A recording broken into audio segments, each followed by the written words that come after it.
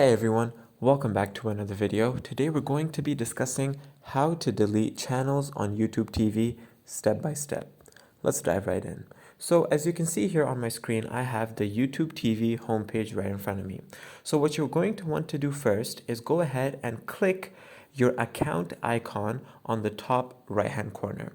Now once you've done that, a list will drop down and you'll be able to see the settings option in that list. Go ahead and click settings. Now, once you've done that, as you can see here, we have a list on our left side. In that list, right in the middle, we can see live guide. Go ahead and click live guide for me. Now, once you've clicked live guide, as you can see here, we are now on the live guide page.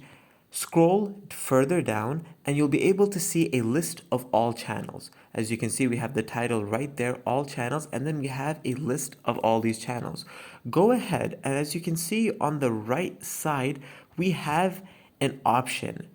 It is an icon, which is of an eye with a slash across it. This icon represents hide channel. Now, go ahead and pick whichever channel you desire to hide. Go ahead and click on this icon for that channel.